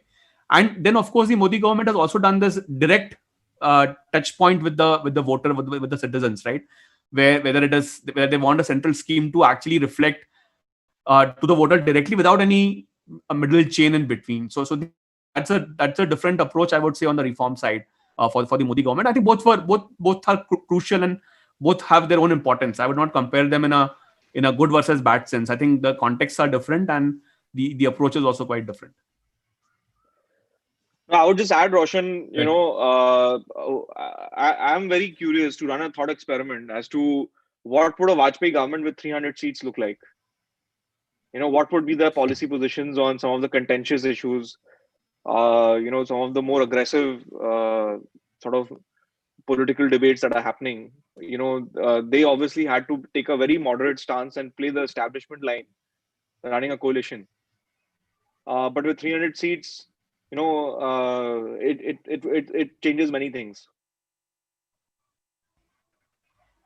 Right. So, there are quite a few sharp contrasts between the Vajpayee era and the Modi era that we are in right now. One is, the obvious political machine that, BJP has become at this point of time, right? I mean, you have focus right down to the municipal elections.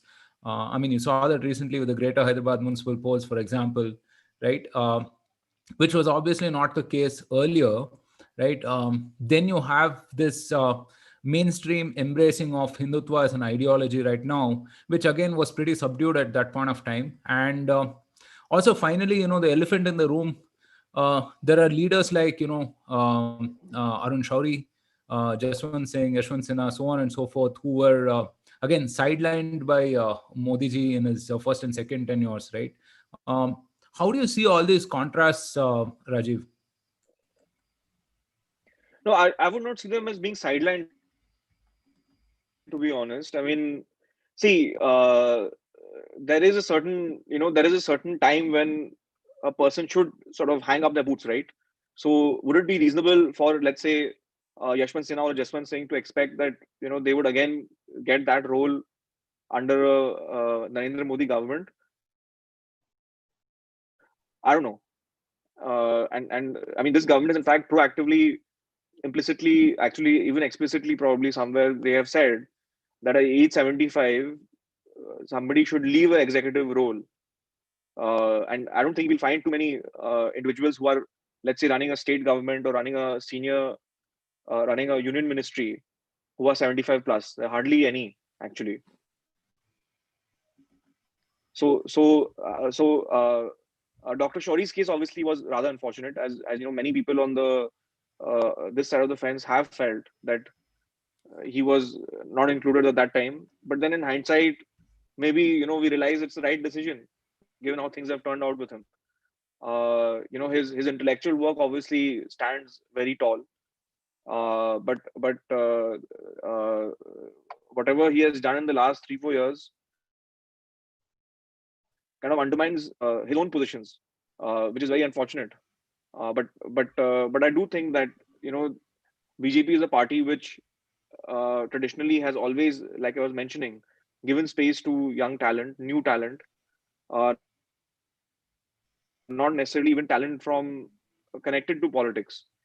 Like if you look at even the current senior ministers, many of them do not come from political backgrounds or political families. In fact, most of them don't.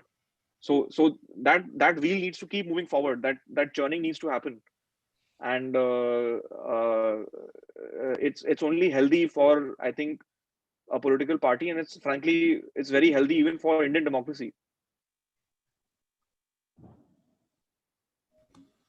Yeah, Ashish, your comments on this? In fact, actually, we have a related question from Rajat Sexeria. Is it fair to say that Vajpayee and Advani were at the helm of affairs probably past their prime age and hence probably lacked the energy that Modi and Shah have? Yeah, in fact, I was going to cover precisely that, Carrie, and I think Rajat makes a very good point that the energy in the 2004 campaign physically was missing because of the fact that both Vajpayee and Advani were not fully geared up to campaign in a whirlwind style, which we see today. Again, I mean, 2004 campaigns were not that intense like they are today, but purely in terms of the age. I think the fact that Vajpayee had to be the face of the government, Advani was still not acceptable to the allies. Like, if you go back and rewind to 2004, the election was very much fought in Vajpayee's name, right, despite his age, etc. And allies were not expecting Advani to be the. I mean, even if BJP had that thought that maybe if the government changes, then Advani will become the next PM at some point if Vajpayee were to retire and so on. I think that thought was not endorsed by the allies in 2004, and precisely for the same reason, BJP had to keep out issues like 370, Mandir, all of that out of the CMP, even if they could have been in their own manifesto. They clearly said that we will go by the CMP. And by the way, BJP did actually stick to that. I mean, if you really see, read the 99 manifesto of the BJP versus the CMP, what the Vajpayee government did was purely CMP based. I mean, they did not deviate from it too much. So the whole concern about Mandar and the issues which really had galvanized the BJP in North India went missing in 2004, right? In that sense. So while and again, like some of these, the fact that the leaders had not changed, the next generation had not become that powerful. The next generation really came in its own between 2005, 6 and now, right? 2013, 14, in those 7, 8 years. Remember, Shivraj Singh Chauhan was still not the CM and MP. Raman Singh had just taken over the CM in 2003. Vasundhara Raje Scindia had just taken over the CM in 2003 December. So a lot of the next generation was still not as, let's say, powerful or as visible as as has been the case in the last few years in that sense, right? So the political limitations were also there, and the fact that the two stalwarts were not really at their best campaign wise, just in the physical energy sense, also of course took the toll. Right. So we have a comment from Srinivas Gaur who says one point that is missed is that Atalji handed over the responsibility of 2 states, MP and Rajasthan, given to Uma Bharti and Vasundhara Raje. And BJP was the first party that won on a Vikas agenda. Right. Okay, there are a few comparisons to PV Narasimha Rao and Manmohan Singh as well. Yeah, so either of you can take this. What is the comparison between economic growth in ABV, that is Atal Bihari Vajpayee's era, versus Manmohan Singh? And Siddharth Singh again says, was Congress government led by Manmohan Singh ji better than the BJP government led by Atal ji? So this is like a nice full toss. So either of you can take this. Rajeev? No. So I would say, Roshan, when assessing what which government should be given credit for reforms, not doing reforms, etc. Well, you have to look at exactly what policies they have implemented, right?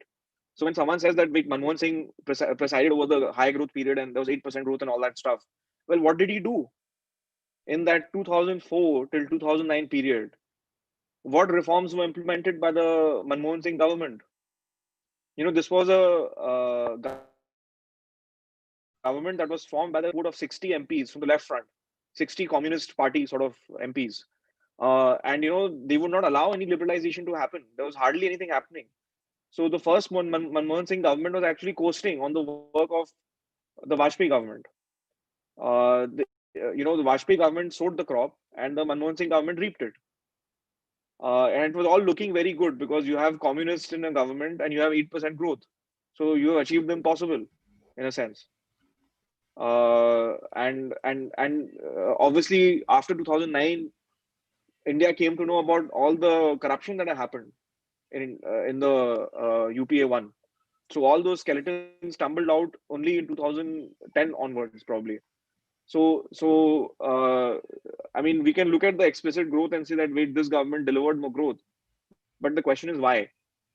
And the answer to that why is that they were riding the growth wave that was created by the NDA 1, by the work of the NDA government under Vajpayee.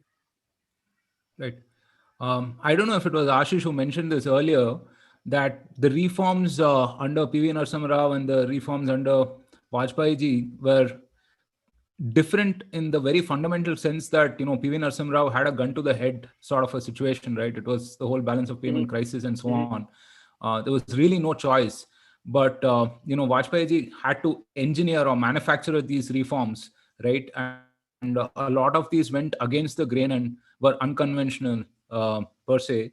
And, specifically during the UPA era versus now, the thing that we see most is the national security lapses, right? Which is again something that we have, in a good way, we have gotten used to not having too much, activity or frenzy on that front at this point of time. But it was a heck of a time that time, right? So Ashish, quick comments on this before we move on. Yeah, so I think the national security again. I think the Vajpayee government faced a very, very bad brunt of it because of the whole bunch of terrorist attack which started around that time, and of course they continued until 2013-14. The fact is that with Advani ji being the home minister, I think even the opponents were determined to undermine him and his image of being a strong person. Remember, Advani ji was trying to position himself as the law Purush, as the next Sardar Patel, and so on. I think the opponents wanted to strike at the very core of that idea by continuously hitting India and showing him in bad light, right? So the fact is that with the diminished Raw, I mean, post Gujral years, we did. I mean, Raw had been killed even earlier in the Morarji Desai government, but Gujral government probably just ended the whole thing, right? Like we had no intelligence gathering capability. India was a poor country. Economy was in shambles. The world had sanctioned us for Pokhran. So I think with all that baggage, there wasn't. I mean, the limitations under which the Advani ji operated were very high, right? In terms of not being able to tackle some of these. I think that also continued with the Manmohan Singh government, where it was the same thing, where the terrorist attack became so common that people stopped voting on it. Like, after the Mumbai attack on the Taj Hotel and Oberoi Hotel, etc., the Congress government actually won a fresh mandate just a few months later, because that just basically was no longer relevant for people as a voting this thing. So the fact that I mean, in fact, I had written an article on this in the run-up to the 2019 election, which is that the internal security performance for this government has been phenomenal. I mean, in the Modi government, right? But I think the Vajpayee government had a baggage of the resources not being there to track and stop some of these things, and of course, difficult allies. I mean, remember at one point, National Conference was a ally with the Vajpayee government, right? So I think the considerations. No, in fact, Omar Abdullah began his political innings under the ND1. Correct. Yep. Right. So this has been a fascinating conversation. We're coming up on a couple of hours of discussion, very rich and very insightful. We've covered various facets. Maybe before we end the podcast, I want to briefly talk about Vajpayee ji, the person, right? And again, since he's been a public person, I mean, there are different perceptions and so on and so forth. But what unanimously everyone remembers is the fact that he was a poet, he was a statesman, and I mean, he was one of those people who perhaps had the most impact on modern India, right? I mean, you would probably say among the top 10, top 15 people, right? So Rajeev, how would you remember Vajpayee ji, the person? So, Roshan, I remember, I think a couple of years ago only, one of his very close associates, Shakti Sinha ji, had written an op-ed in the Hindustan Times about, obviously he has observed very closely how Vajpayee ji used to work. And I remember what he had said in that op-ed. He said that even as Prime Minister, even as in his advanced sort of years, he used to work very hard, preparing his speeches, doing his research, writing, and so on. So it wasn't as if he had just handed off and someone else is doing the work and he reads it out or something. But he was a very, very diligent and very industrious individual. And behind the spectacular oratory, there is practice, there is initiative, there is effort.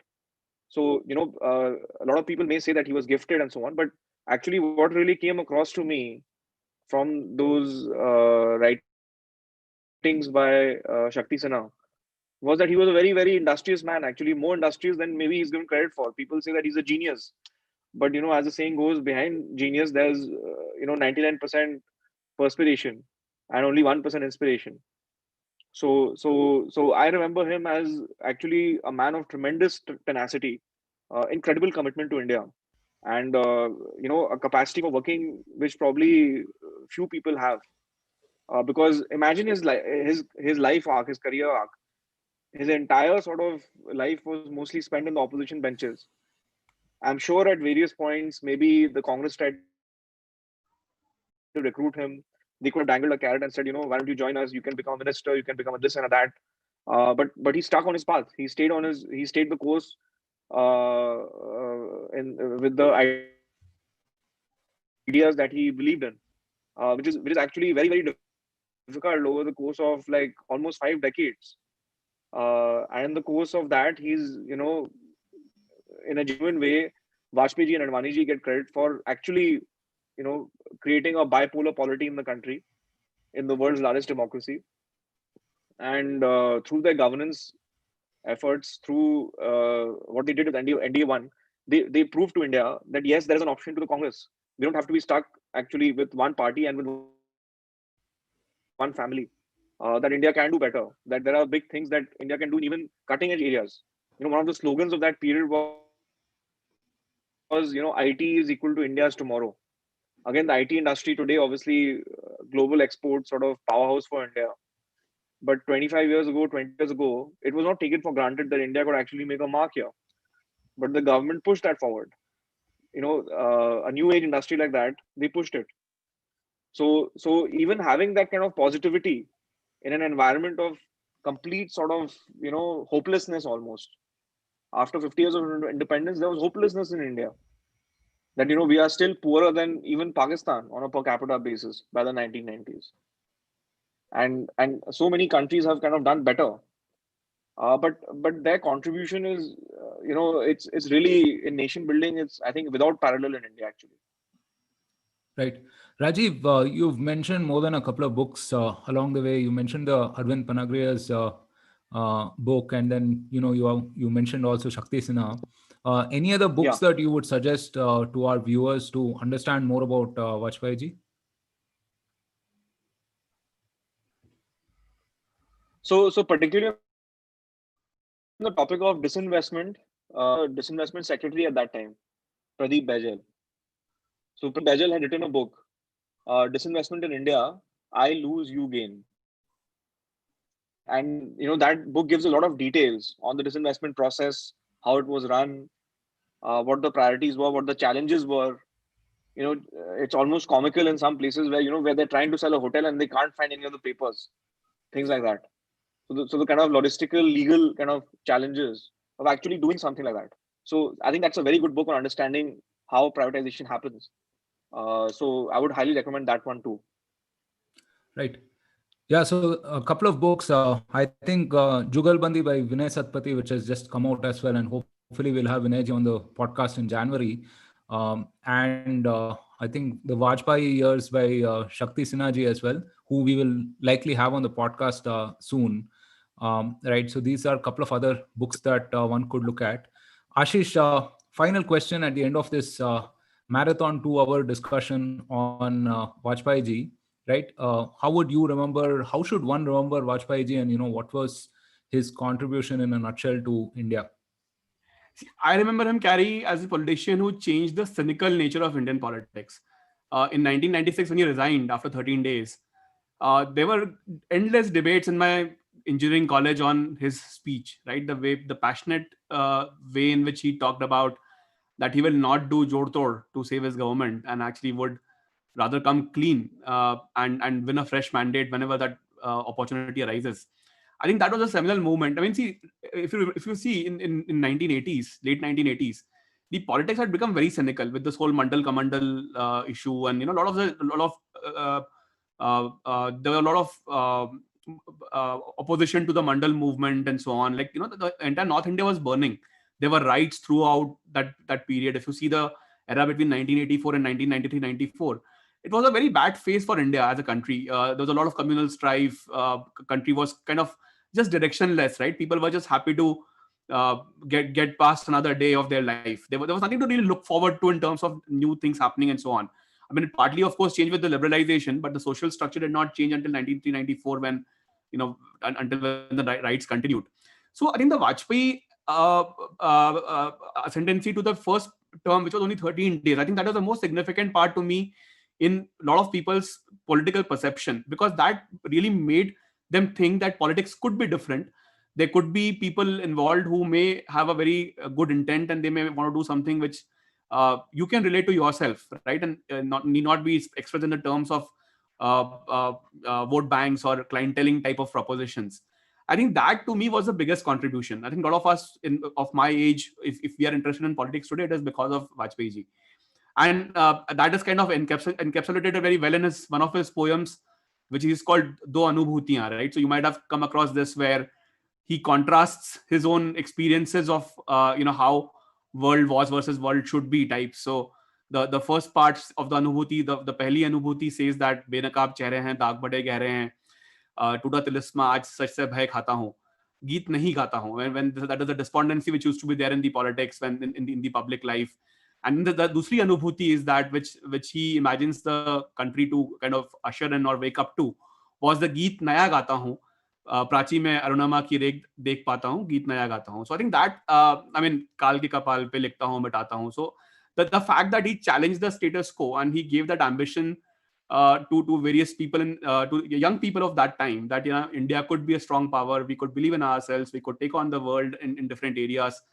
I think that mindset change to me was his personally his biggest contribution.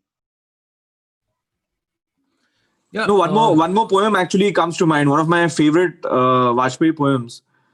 So he had talked about the creation of the Sangh, and doesn't mention which Sangh. Is it the RSS or is it the Jan Sangh? Right. So that poem goes, कभी थे अकेले हुए आज इतने, नहीं तब डरे तो भला अब डरेंगे, विरोधों के सागर में चट्टान हैं हम, जो टकराएंगे मौत अपनी मरेंगे. So that was, I mean, throughout his political life, that was the kind of arc, right? So the tenacity, the grit, the courage, I think just an individual, like I said, without any parallel. I mean, very few people like him in world history, actually, I would go to the extent of saying. Yeah. Likewise, I mean, I can't agree more. To me, Vajpayee ji signified a triumph against the odds, to remain committed, as Rajeev mentioned, to an ideological goal and to endure hardship for 30, 40 years and finally see fruition, is something that's phenomenally inspiring. In some ways, I wonder, how can such a person not be underrated, but hopefully he will not be underappreciated, and hopefully he will gain the recognition and the laurels that he deserves, right? All right, thank you, Rajeev, thank you, Ashish. This has been a super insightful 2-hour discussion on Bharat Varta. Thank you again for your time, and thank you everyone for tuning in. We look forward to seeing you all on another podcast. Until then, stay safe, take care, and Jai Hind. Thank you. Thank you, Roshan, for having us.